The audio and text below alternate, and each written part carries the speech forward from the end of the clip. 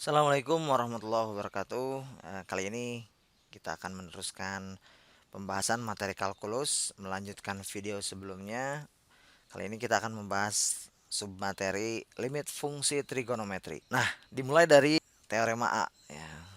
Limit teorema A itu tentang teorema limit-limit fungsi trigonometri. Nah, di teorema ini perlu kalian ketahui bahwa teorema adalah sesuatu yang mesti kita buktikan kebenarannya ya. Tapi di video kali ini saya tidak akan membahas pembuktiannya gitu ya.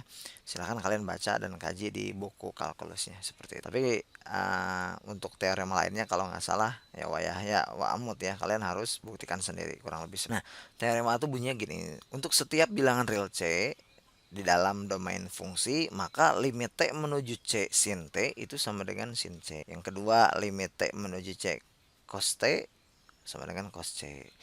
Sebetulnya kalau kita lihat secara bahasa ini apa ya, selewat mungkin ya. Selewat itu ini seperti teorema substitusi ya. Jadi T menuju C ini sin T jadi sin C gitu ya. Sin T sin C gitu. Kemudian limit T menuju C cos T ya cos C, berarti ini kan disubstitusi. Tapi sebetulnya dalam pemahaman kita itu tidak bisa ini menggunakan teorema substitusi. Hanya ini mirip seperti substitusi seperti itu ya. Karena ada beberapa kasus lain yang mungkin nanti tidak bisa. Nah, perlu kalian ketahui bahwa di teorema substitusi itu kan gini ya bunyinya kalau nggak salah. Limit x menuju c f x sama dengan fc. Jadi kita bisa mensubstitusikan c-nya ke fungsi fx ya, dan hasilnya fc. Ini ada syaratnya.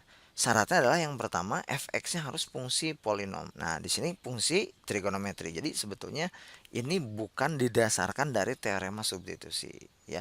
Jadi ini dibuktikan secara eh, independen kurang lebih seperti. Jadi ini dibuktikan, dan ini teorema satu itu yang pertama itu dibuktikan ada di buku kalkulus, silahkan kalian pelajari. Jadi ini tidak disangkut pautkan dengan teorema substitusi seperti itu ya. Tapi untuk menghafal, sekedar menghafal ya enaknya sih dia tinggal substitusi aja ya, sin T sin C gitu dan seterusnya. Oh iya, kemudian di teorema substitusi juga perlu kalian ketahui bahwa ini juga ada catatannya bahwa di sini bahwa si kalau seandainya ini polinomnya berbentuk pecahan ya penyebutnya tidak boleh nol. Tidak boleh nol. Kurang lebih seperti itu ya.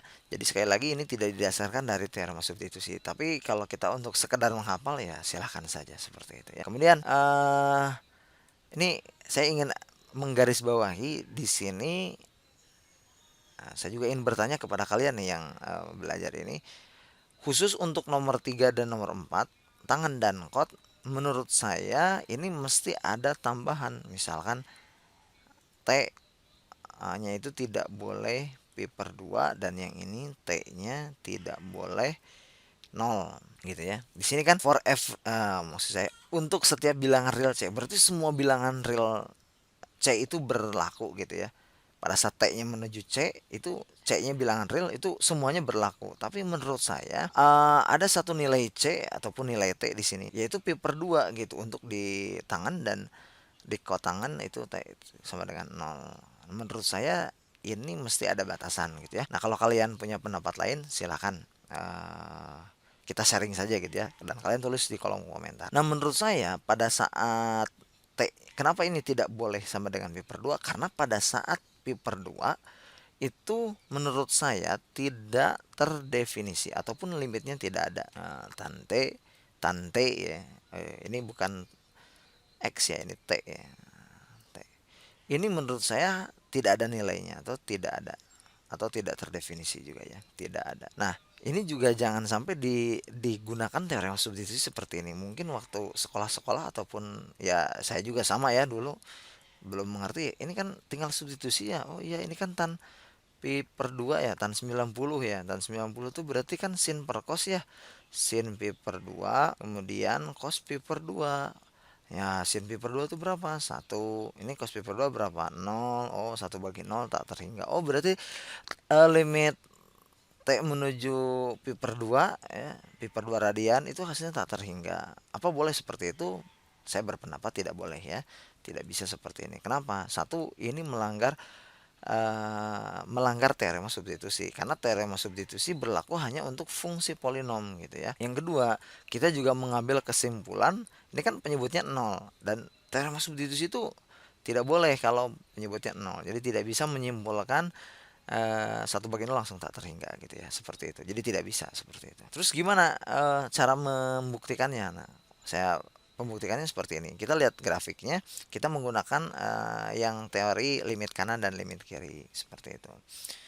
Nah, misal saya gambar dulu grafiknya. Nah, kurang lebih kan seperti ini ya grafik tangan ini. Grafik tangan. Di sini posisi pi per 2 atau 90 derajat ya. Kita perhatikan di sini kalau limit T menuju pi per 2 dari kanan. Nah, di kanannya coba ya, ini di kanannya. Berarti kan untuk fungsi tangan itu hasilnya adalah negatif tak terhingga. Lihat ini, semakin ke bawah kan ini tak berujung ya, ini ke sini kan terus aja gitu. Berarti kan minta hingga ya. Sedangkan limit T menuju pi per 2 dari kiri sebelum apa? Sebelum pi per 2 berarti sebelah kiri di sini. Terus ke atas berarti ini kan hasilnya adalah apa? Hasilnya adalah ini untuk tangan T itu hasilnya adalah positif tak terhingga. Artinya dari sini kita bisa melihat bahwa limit kanan dan limit kiri sama. Oleh karena itu kalau limit kiri dan limit kanan tidak sama, berarti limit T menuju pi per 2 tangan T itu tidak ada. Tidak ada seperti itu ya. Begitu juga dengan yang nomor 4 seperti itu. Jadi ini hanya pendapat saya. Kalau kalian punya pendapat lain, silahkan tulis di kolom komentar seperti itu. Ya. Jadi untuk nomor 3 dan nomor 4 diberikan catatan. Itu pendapat saya seperti itu. Sekarang seperti apa penggunaannya? Ya kita coba ya, misalkan sebuah soal ya. Misalkan ini limit T menuju menuju berapa ya? Menuju 0, misal cos kuadrat X, misalkan ini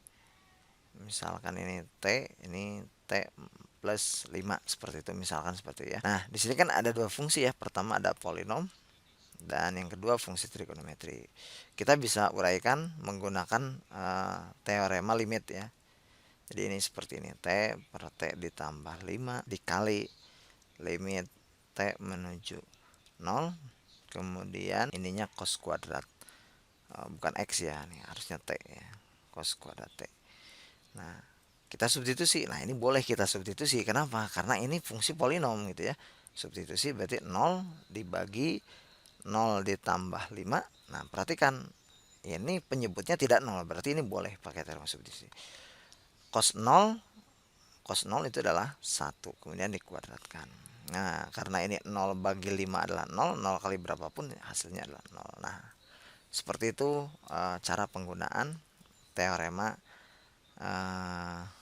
limit ya, teorema limit fungsi trigonometri untuk bagian A seperti itu. Jelas ya? Nah, sekarang kita kembali lagi ke teorema limit.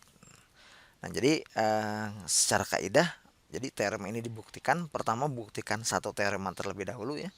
Buktikan satu teorema dulu. Nah, nanti pembuktian teorema selanjutnya itu bisa dibuktikan berdasarkan teorema-teorema sebelumnya.